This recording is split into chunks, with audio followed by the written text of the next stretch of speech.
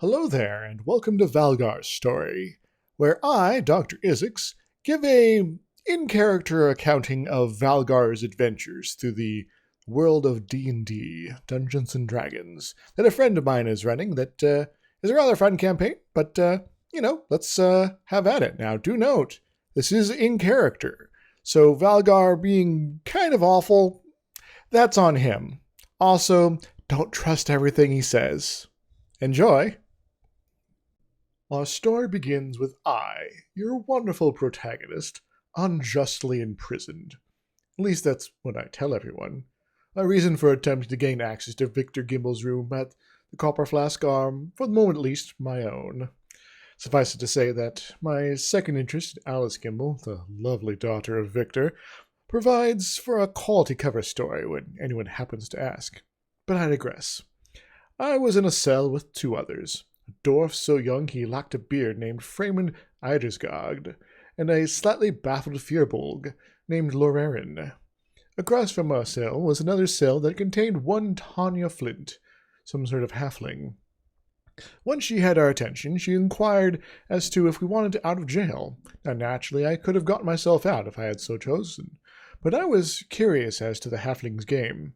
Plus, given my own escape would have brought along two potentially dangerous criminals, Freeman and Lorerin, it would be nice to have another target in the event that any of them decided to get violent during the escape. That said, I didn't get the impression that either Freeman and Lorerin were that, shall we say, cutthroat. They seemed quite calm, honestly. Still, extra targets on hand to take blows should the guards take notice of our exit was desired. And with a fourth in the form of Tanya, I figured that we were a good spot to begin. And if we were to be the root cause of the escape, surely if we were caught, I could foist the totality of the blame onto her exclusively. Very convenient, you know.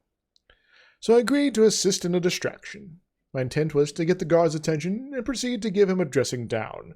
After all, I am one of his betters. Being the son of a count does, in most civilized places, provide at least some deference when it comes to people's time, attention, and careful treatment. But the guard whose attention I got, one of a set of twins if I recall, decided that my signet ring was not a sign that he should give me some basic levels of respect, but a trinket to acquire for himself. Ugh. And so he grabbed my arm and tried to remove my ring. This, naturally, was a mistake on his part. This, of course, was not the distraction I had wished for, but it was a distraction. And so Tanya, being able to slip between the bars, was able to acquire the guard's keys. Meanwhile, I struggled against Chad, or Todd, I don't remember which. But to my surprise, Freeman and Lorerin decided to assist me. They at first attempted to pull me free of the guard, but this attempt at wrestling my arm free wasn't going all that well. Then Lorerin, much to the guard's surprise, vanished for a few moments. This shocked the guard, who freaked out over the use of magic, and fled eagerly. With the guard gone, and Tanya with his set of keys, we were soon out of the cell and passing by the other cells, filled with the town drunks and layabouts. Tanya, Freeman, and Lorerin, I decided, were perhaps people I should keep around me if possible. The world is dangerous, after all, and it is useful to have those around oneself who are capable and eager to protect someone they see as a friend, or at least someone they see as worthy of assisting. The trouble comes in, of course, when one begins to reflect those appreciations back on them, a dangerous prospect if one wishes to keep their head out of the noose. And so I decided to be mindful about any action they might wish to perform that might get me killed. Anyway, we began to proceed to the jailhouse, a large building of which we began in the basement, and had a main level and an upper level. On the main level, we located a room with our things in it, and were quickly set out to leave without another care. At this point, I had already decided that, given the poor training of the guards, that whomever was in charge here was no doubt lazy when it came to their work. And I don't just mean in terms of not respecting those who are due deference, but also the fact that we were on our way out, easily fleeing, with no one catching on. However, that specific asshole in charge stumbled across us by accident. He promptly enchanted the other three. Perhaps at that point I should have turned and fled, leaving them to their fate. But I remembered I still had multiple things to do in town, dealing with the Gimbles and meeting with Orin Daychild, as I had, promised him, and enraging someone who, for all I know, was an important and well-respected figure in the community seemed like a poor choice. Oh, how I was wrong about where that fool stood. And so I rolled my eyes, believing my misconception of the situation, and followed my fellow escapees onto the office of the warden. The warden, a wizard named Questor, was easy to size up. I had dealt with wizards before, after all. Usually they were easy to maneuver around, easy to throw off as they focused on the intellectual overall, and thus could be exploited if one had the right kind of information. Lacking such, I pondered attempting to make some up, but then I realized I really shouldn't bother. Questor the Vile was a half-elf prone to hovering in the air via some sort of magic slippers, and someone who thought that he had a particular destiny, and was thus above the ways of normal wizards, and thus above all those who were not him.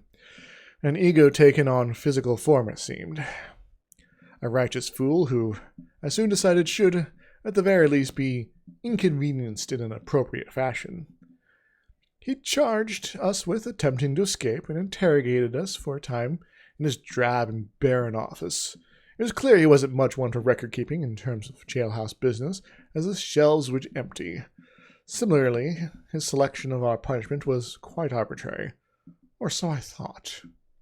Before too long, we were sent to the quarry behind the jailhouse. A fence of the area where the rock extraction was performed by prisoners instead of laborers. Tanya herself had been caught trying to acquire some fresh stone but for her bar, when she had been caught by Questor the Insidious and his goons. But we were not to just work the open pit or the primary tunnels under the hill. No, we were to take the middle path into the depths. We had been allowed to keep our things, but we were shackled for the trip in until we reached another guard, whom I believe was named Karna. She was friendly enough, but a little bit paranoid.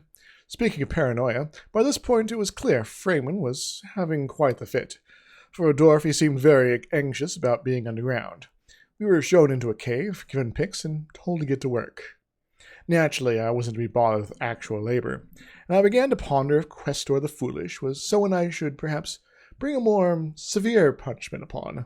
To ignore someone who was of a higher station because of some ill-decided ego on his part is an insult to the highest order. I understand things work differently in that part of the world, and so I don't much take offense when the typical commoner forgets themselves. After all, it is better to cultivate the image of a hero when one is in my line of work. It helps you get defenders who want you to keep doing good, even if that good comes at a bit of a price. But someone like the warden, no. He should really know better than to treat me as he had. And so for a time I wondered if I should lop off his left hand or his right. After a time in thought, in my frustration, I snapped at Freeman by the use of a little sarcasm. His panic had grown tiresome when I was perhaps not at my best at that particular moment. I unfortunately felt a twinge of regret at forgetting myself like such, and offered up a display to entertain the child. He had shown himself enamored with magic, and so I figured drawing him something pointless through the use of my abilities in the rock, where we were supposed to be mining, was perhaps the best thing to do at the moment. Give him delight, so he'd no longer be trying my patience, and perhaps entertain Lorarian and Tanya as well. You'd be surprised what will entertain some folks, after all. And cheap entertainment can be a great boon to constructing that bond of loyalty that so many seek out despite themselves. And so I cast my spell, and long story short, the cavern became quite dangerous, and the reason for the bloodstains on the far side of the chamber became a little more obvious. We, and Karna, fled the cavern, barely avoiding the unusual power within's wrath. Given I had no intention of risking my life further, and quite decided that, for this attempt to leave me in a death trap, that Questor the Wicked deserved to have neither hand. It was time to leave and to begin plotting my revenge. However, the warden intercepted us on the way out. He was eager to know what had happened, and so I offered him a deal. We would be let go with a full pardon, and I would tell him what happened. Despite some unease from the others, I was soon laying out in fine detail the full accounting of what had gone on. The details are not important to you, of course, but suffice it to say the damned fool had it in his head that there was some connection between magic use that tears within the tunnel. In retrospect, I regret having made the deal. I should have killed him then and there. Would have saved myself and a lot of others a great deal of trouble. But murder with witnesses is always the hardest to deal with, unless you can provide an obvious justification. A well-liked cleric in the middle of a temple, for instance, surrounded by the faithful, is a bad target and situation combination. Best to change the situation there. Lure them in somewhere more private, more quiet. However, an angry warrior calling for your head who is trying to be discouraged from fighting by several witnesses, that is someone you can usually get away with killing right then and there without someone thinking you murdered someone in cold blood. Still, would have saved me a lot of trouble if I had ended him there. But it did mean we were free to go, and so we retired for a time to Tanya's establishment, the Rock Stove Bar, for an evening of relaxation while I pondered tracking down either Orin, Alice, or Victor in the morning. However, in my interest to get myself well appreciated in this Blackwater, I found myself inquiring about jobs, and so my attention was drawn to one Brian the Wizard. Brian is the sort of wizard that, shall we say, has some interesting skills, but is not someone you should trust to do anything important. Still, he was the local magical power who wasn't on my shit list, and thus someone to see about getting employment from. Unfortunately, the price for dealing with some kobolds was quite low. Still, I was eager to accept this so as to curry favor. Plus, even if I had to split the paltry collection of silver with Freeman and Lorraine, it was still a meal or two I didn't have to dip into my savings for. But then, while we were enjoying our evening and taking it easy before a no-doubt busy day on the flip side, Todd, I think, one of the warden's goons I mentioned earlier, appeared in the bar, which is notable as Tanya banned their ilk from her establishment, unless they were risking her ire. And soon, despite intentions of continuing interactions, especially after Brian wowed Freeman with some proof of his own magical mastership, for what there is of it, Brian had found himself missing. And then I realized that Questor, the Hideous, likely wanted to make use of a spellcaster to try out for himself what I had accomplished with a petty cantrip, because men like him are cowards. And knowing that without Brian alive I was likely to be out the money in favor with an important figure in the town, I quickly put things together and realized that Brian had likely been acquired by Todd for use by the warden, and so perhaps we should look into locating him. Of course, I found out later that my initial guess about Brian's reputation in town was wildly optimistic. The sell on this move to return to the quarry to look for Brian, to my new companions, Freeman and Lorraine, was easy, as they are trusting sorts who tend to see the good in people, and who seem prone to seeking to support friendly people like Brian. Tanya Flint, on the other hand, had business to run, and though she would likely have made an entry into the jail house and the quarry quite easy, she did not join us, and I was super interested in pressuring her. Though she did have my respect, given how much she disdained Questor, the irrational.